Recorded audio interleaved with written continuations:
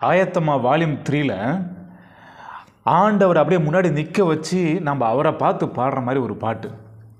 அது எதுகை மோயன்னு சொல்லுவாங்களா, அந்த போல் வரும் அழகாக.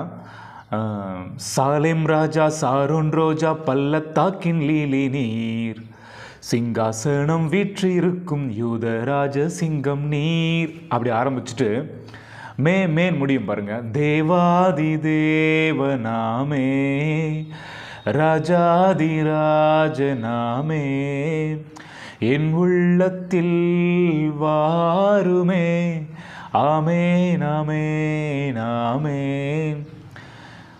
சூப்பரான ஒரு பாடல். ஏன் இந்த பாடல் கேட்க மாட்டேற, அதிகம் வியூஸ் போகலை, ஏன் யாரும் பார்க்கலன்னு தெரியல. நிறைய சர்ச்சுகள் அந்த பாடலாம் பாடுறதில்ல.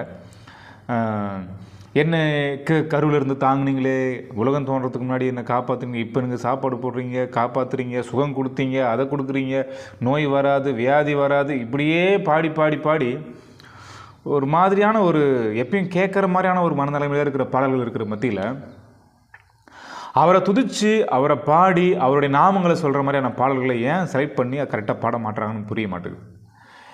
அதாவது நல்ல விஷயங்கள் நிறைய நடந்திருக்கும், அது சில நேரங்களில் மக்களால் கவனிக்கப்படாமல் போயிருக்கும் இல்லைங்களா வரலாற்றில் கடந்த காலங்களில். அதுபோல் இந்த ஆயத்தமாக இந்த வால்யூம் மக்களால் ஏன் கவரப்படலை, ஏன் மக்கள் அதை கேட்கல, ஏன் எல்லாத்தையும் போய் சேரலன்னு ஏன்னு தெரியல.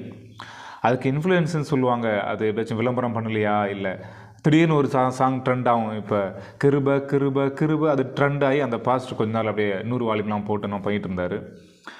ஆனால் எந்த ஒரு அதிகமான ரொம்ப இதெல்லாம் ஒன்றும் அழட்டிக்காமல் அருமையான வார்த்தைகளை எழுதி சூப்பராக பாடி நடித்து காட்டுற ஒரு நல்ல ஒரு மனுஷன், தேவ மனுஷன் பாஸ்டர் ரவி பாரத்தாருடைய வால்யூம்.